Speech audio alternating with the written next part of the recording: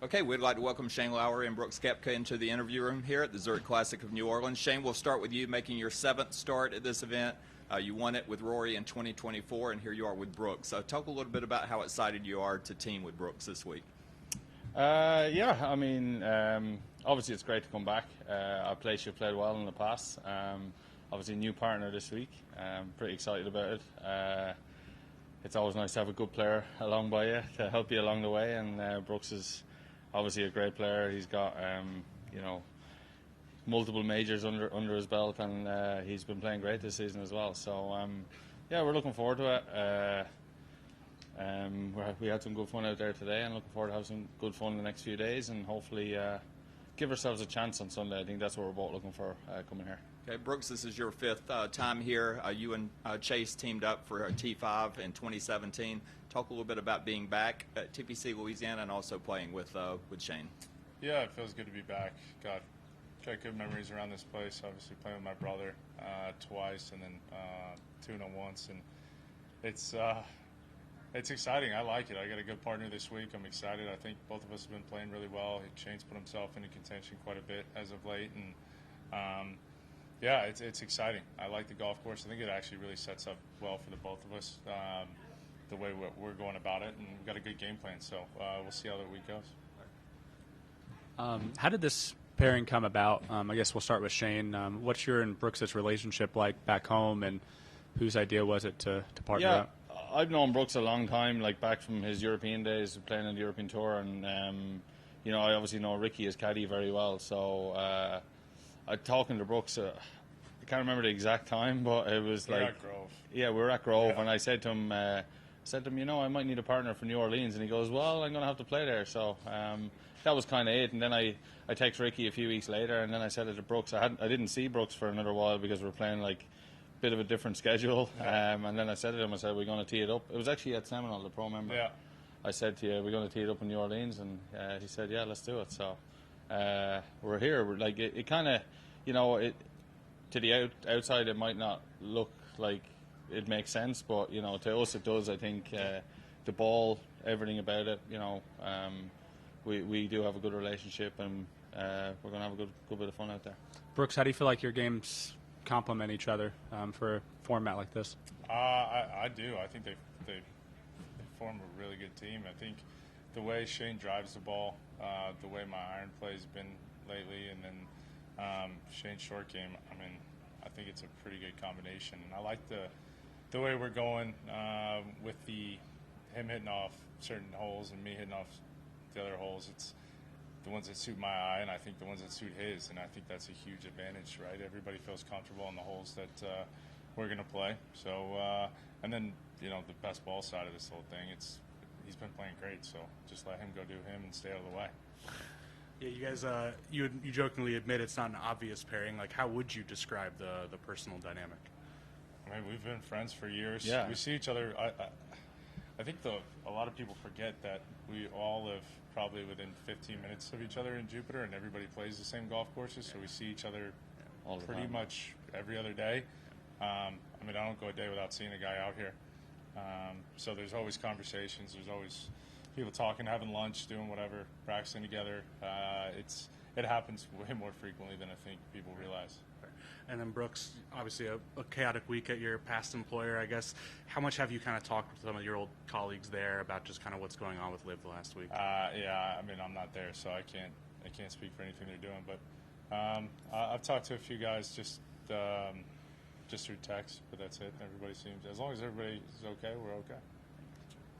Yeah, Shane, I'm a local television reporter. I saw you talking with Charlie Smith on the course. Did you know of him before this week? You've been following the Saints kickers game and all there, and are you a football fan? A few questions there, but yeah, Charlie, I was actually explaining to Brooks out there early on. I knew Charlie was going to come out and walk a few holes with us, and his story is incredible. He kicked his first football, American football, only in 2023, and now he's kicking for the Saints. So it's a pretty quick rise to the to that level of that sport. And yeah, I've been following what he's been doing, and he had a couple of pretty cool kind of occasions last season where he kicked a game winner, and he's been doing very well, and it's just interesting to get to talk to him. He's only young. God, he's only 24. Makes me feel quite old, but it's nice to see Irish people doing well, and especially over here in America, it's nice to come to these places and seeing young successful Irish people. And I'm going to go and have lunch with them now, and I think we'll stay in touch after this. And I am a fan of football, and I really got into it, especially last season. I really enjoyed it, and I said a few weeks ago I started following the Bears for some reason. But I might have to switch over to the Saints now with Charlie, but you never know.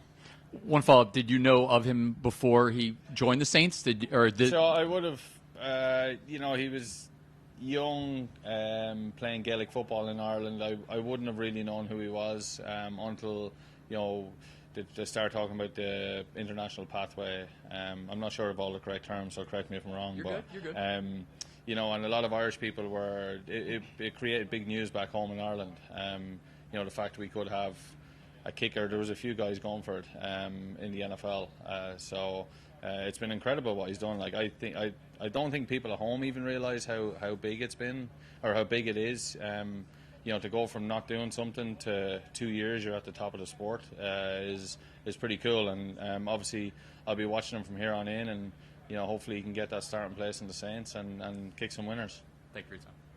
Brooks, based on where your game is right now when you come into this event, what parts of your game do you think are you going to be able to help Shane out with, and what parts of Shane's game are going to sort of complement what you're doing, and then Shane sort of vice versa? How do you guys sort of complement and help each other out on the golf course? Yeah, I think the way Shane drives the ball is really impressive. I think the way he's able to shape it both ways, and I think the game's gotten so much of like a just bomb it and just hit it far, where I can see what he's doing. I hear him talk on the tee of the certain shapes here and there, whether he likes to cut it a little bit, draw it on this hole. It's interesting the way they do it, but he's a fantastic driver of the ball.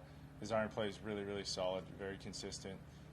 His distance control is quite impressive, and then around the greens he's always had good hands, and I think that's around this place you need good hands because you can get some into the green lies that are quite difficult.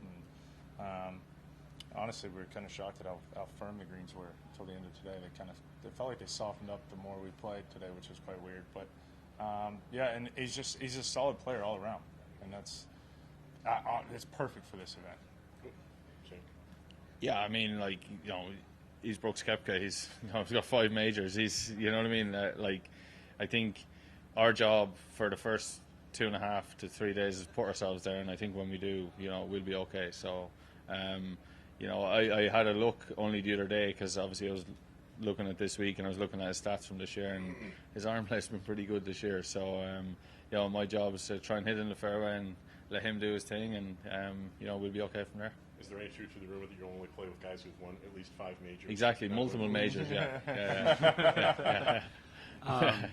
Brooks, you obviously cut your teeth on the Challenge Tour many years ago. Do you almost feel like being an alternate last week, waiting around all day, not playing an event like this, do you feel like almost kind of back on where you're trying to prove yourself again? And is there a mental benefit to operating that way? No, I don't think there's. I wouldn't say it's a benefit. I wouldn't say it hurts me at all. It's part of the process. I did it to myself, so there's nothing for me to really point a finger at. If I'd have played better golf, I'd have been in. Yeah. So I can look at myself as to why I didn't play last week. I think it was like 1.4 FedEx Cup points shy. So, that's one shot through the whole year thus far, and I would have been in. So it would have made at least planning the rest of the year a whole lot easier, because right now it's kind of up in the air. But I did it to myself. So be all right after this week. See, I like that. But yeah, just play good this week, and then everything will take care of itself. And then it's tough for us to obviously look at stats from the Masters because they don't have strokes gained, things like that. But how do you feel like your putting has improved since the beginning of the year? Yeah, it's gotten a lot better. I've got a tremendous understanding of where I'm at. The first month is never going to be great. You're not going to see just immediately, all of a sudden, I feel like I'm Jordan Spieth in 2018 when you hold everything.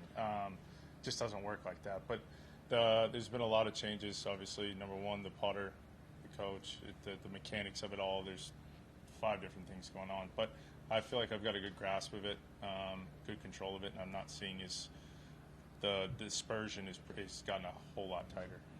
Is it stemming from that breakthrough at PGA National is that kind of where it all began for you to turn around, or? Well, Let's not talk about that week, guys. Oh, well, yeah. That was just the first week after working with Mike that we said. So I had probably 7 days under my belt at that point. Yeah, I got 3 Rory questions in my back pocket for you, Shane, for later. Just kidding. I thought you were serious. I was like, All right, guys, thank you.